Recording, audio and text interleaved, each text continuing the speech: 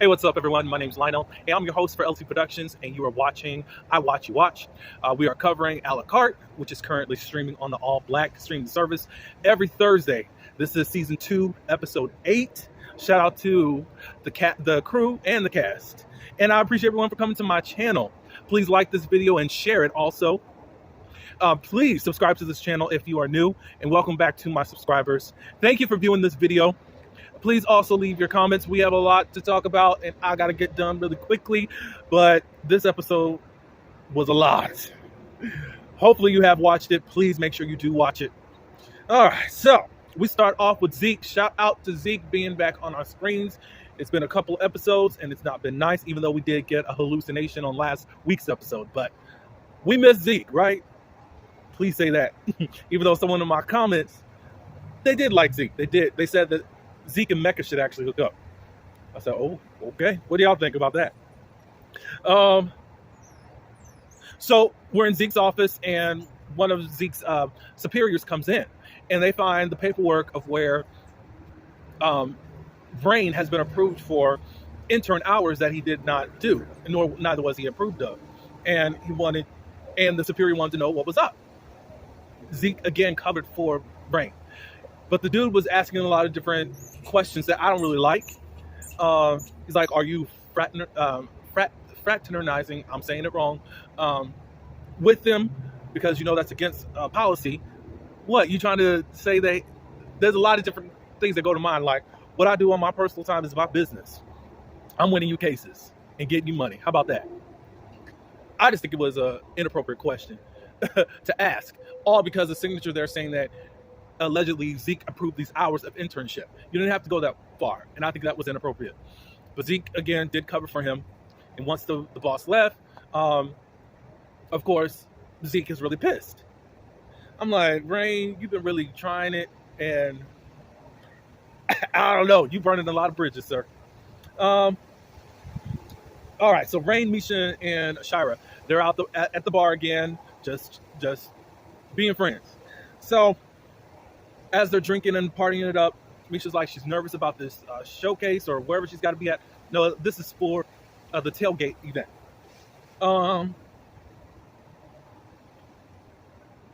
They end up mentioning Derek, and Shira's like, keep that on the low. Like, what are your man? Have you seen your man since he went up to New York? Or I think they asked, did he go up to New York as of yet? And she's like, guys, keep that quiet. Da, da, da, da, da, da, da. So she asked the question, would you stay with your partner if you knew that they were soliciting sex online or doing this fans only thing? They kind of really didn't. Well, her and Misha were kind of going back and forth like, but Brain actually stepped in and says, you know, it's really kind of hypocritical. You don't even know what he's doing it for, and you see that he has a child and he's trying to come up with extra funds. And I don't think that it's basically do not judge. And I do like Rain's response to all of this hypothetical thinking and critical thinking, I'll say that much, as, again, Shira is so in her head, and she overthinks and analyzes and takes 20 hours just to figure out what she's going to do about something. So Shira's in the back with Brandon, and Shira's going over a list of things that really the bar needs, and there's been a cut as far as purchasing liquor for the bar, and she's like, what's going on, and what are we going to do? And Brandon's like, we are not going to do anything, that's all up to me. So I used to think that there was something. I thought Brandon was always trying to cut down Shira, because Shira seems to want to be more further in the business, and of course all that she gets to do is still plan some events, but she has to also bartend. So I always think that he's just trying to cut her down.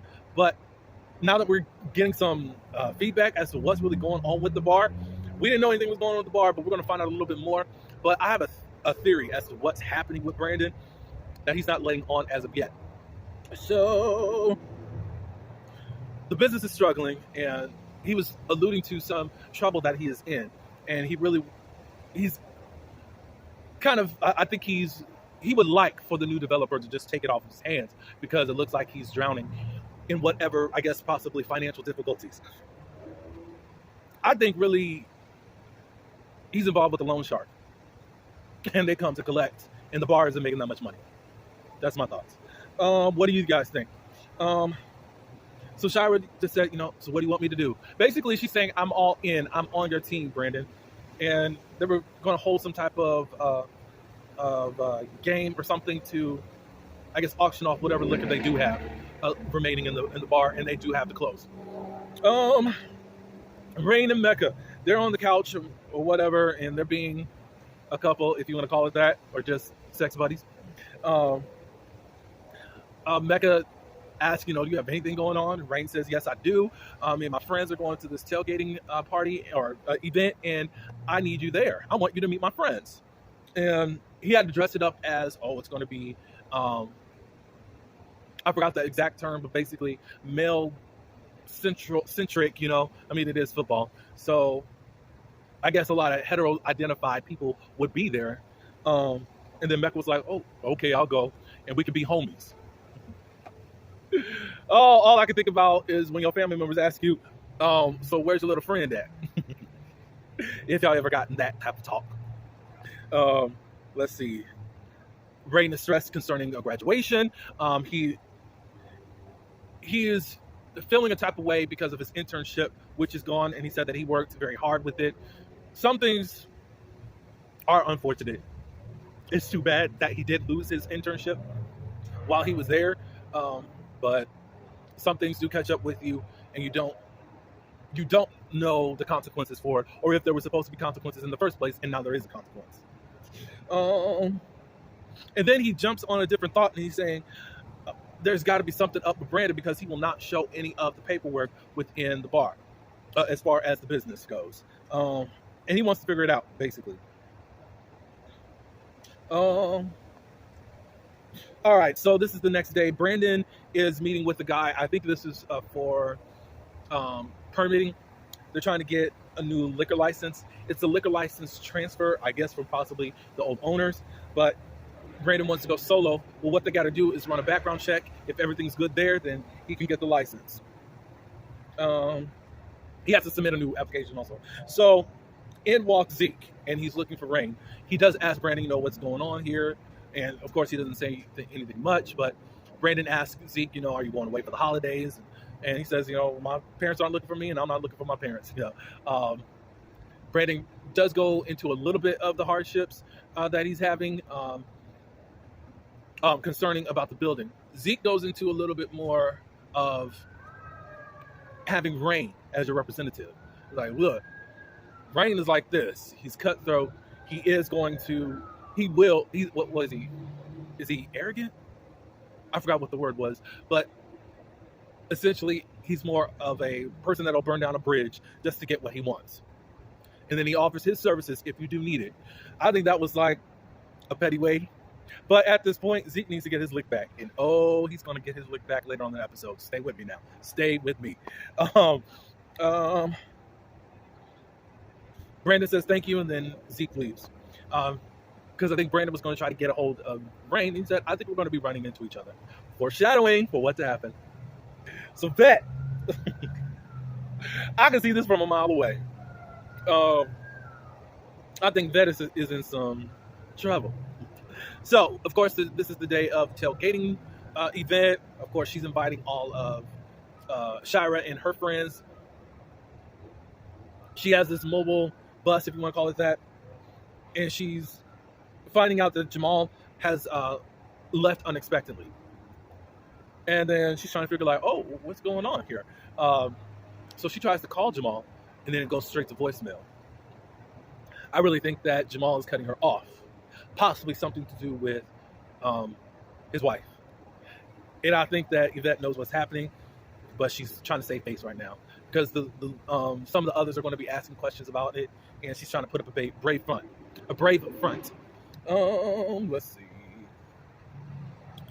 So, back at the house, Shira and Frank are talking, and again, over Anicle, Shira is like, can you believe Derek has a fans only? And Frank was like, yeah, I could believe it. I mean, he does be hooking up with girls at the bar. And Shira's like, really? Yeah, you're one of them, girl. Like, I don't know. All I can really say since Derek and Shira has been hooking up. We haven't seen him with anybody.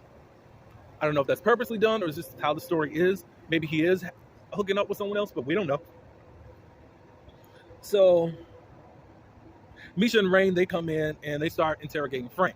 Previously at the bar, they said, "Oh, we gotta really question him because we know that sometimes that a family can also a catfish." So they're asking him all these millions of questions, and how are you supporting yourself? He actually has created 2 apps, and that's funding him really well. And he's funded to the point where he lives in Beverly Hills. And of course, that's shocked me along with the gang. Like, oh, even Shira too, because we don't have any information about him. All they do is just talk about their dad a little bit and what he says that he remembers about them growing up. So, all right, so Derek calls Shira, but Shira's apprehensive of talking to him. She's nervous about doing it, so she says, "Can we talk after the tailgate?" And he says, "Okay." And she was like relieved. Okay, I don't have to say nothing to him. All right, so Vet picks up the gang, and they go to the tailgate party. They're asking those questions about Jamal. When they're talking about this vehicle, I guess Jamal has invested in some car company or whatever. And Shira asked on a personal level, like, "Hey, so what's really going on?" And Yvette said, "No, there's nothing going on. Don't do me. Don't try me right now. I got everything under control. He's just not available. He switched his dates." But a lot of people, really, nobody's really buying it. Even Rain was trying to get his full name. And I know Rain was going to check out his background. I can tell right now. So just being nosy and thinking you got reason to go check him out. So they make it to the field. And Yvette said, because everyone's just sitting there and they're kind of just hungry at this point. Yvette says, the chef got delayed for a little while, but he's just up the road and he's coming. And they were wondering, who's the chef going to be? And guess who it is? Zeke. Instantly, Rain sees red. And basically, he's listing off the menu of things that he brought. I think he brought some ribs and some other things. Ribs for this specific person, this dish for that person, and da-da-da-da-da. And Rain said, "What did you bring for me?" And then in comes this new guy, this fine guy, Xavier. Did y'all hear his voice?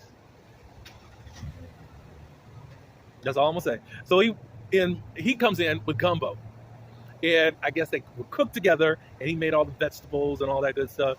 And of course, Rain is jealous of that, and that's his gumbo. That's what he does while being with Zeke. But it's like, you wanted to leave.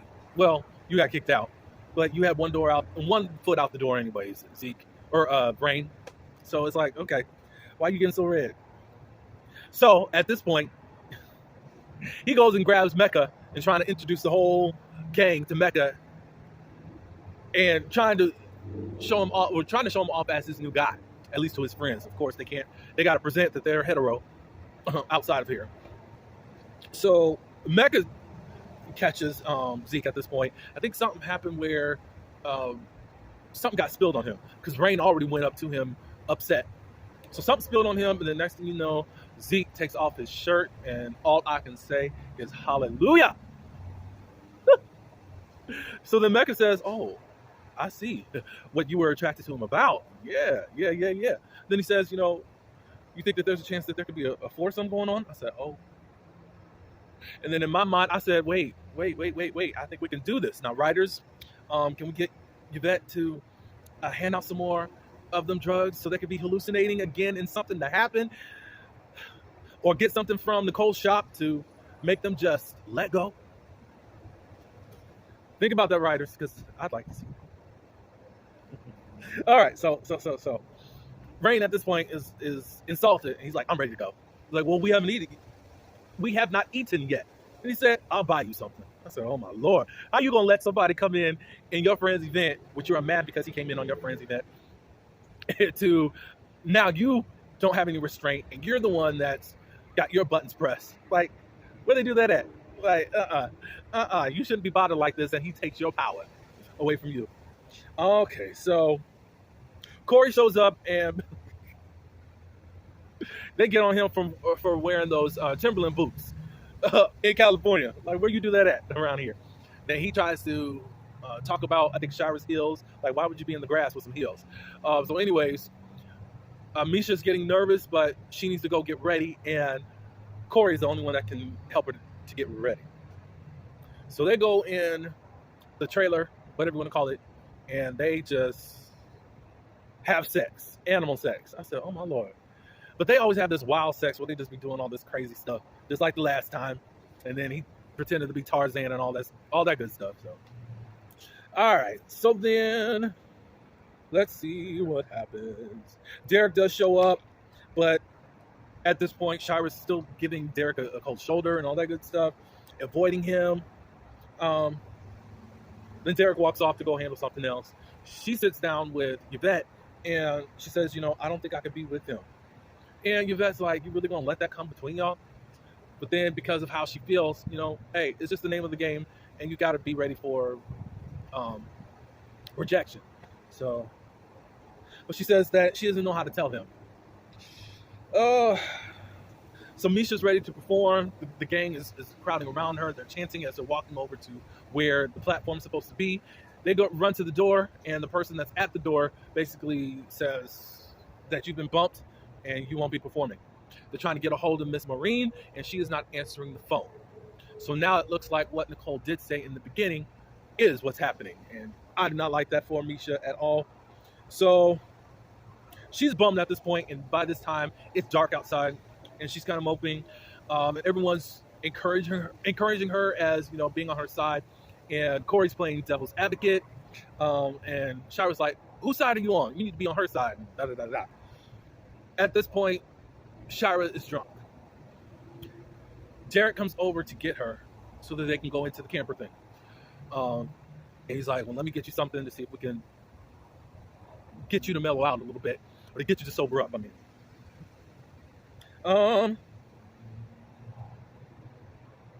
So basically Derek tells Shira that he's going to get partial custody of his baby girl.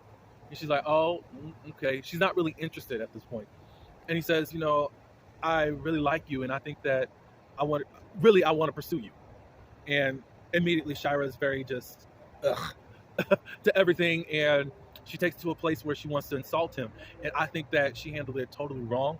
But instead of her being this, oh, I don't want to hurt him, it was like this judgmental type of way of handling things came up out of her.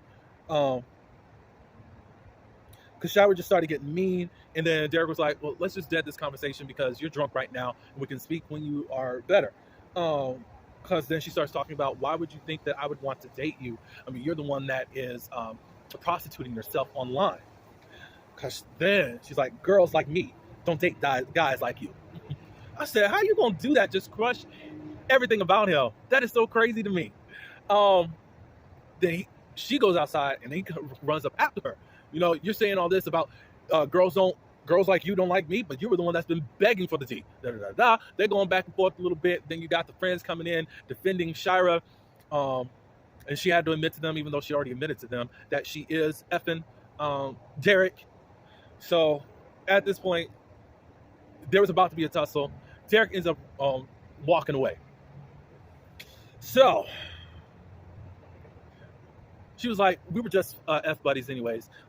Before then, I forgot. All that we were. Remember that sex dummy? All this was sex, dummy. I said, how could you do that, Shira? That was totally low.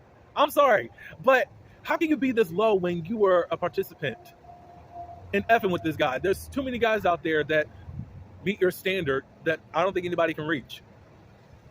That is so crazy, and you made him to feel low. We're going to talk about that in just a second, a little bit more. So Zeke and Brain, they argue again. It just doesn't feel right that you're around my friends, da-da-da-da-da-da. Then Nicole finally shows up. She's got a stank attitude. Yeah, so at this point, Nicole is being obnoxious. So Misha pulls her away. He's like, oh, you want to pull me away from your friends? And she's like, well, what's really going on? Da, da, da, da, da.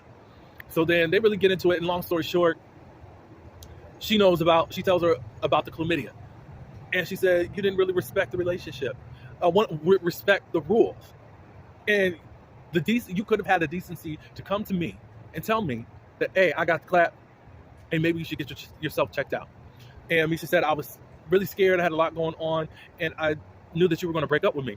And she's like, well, why do you think why do you think prolonging anything would make me not want to break up with you now? Because now she had basically had to come to you about something that you should have come to her about.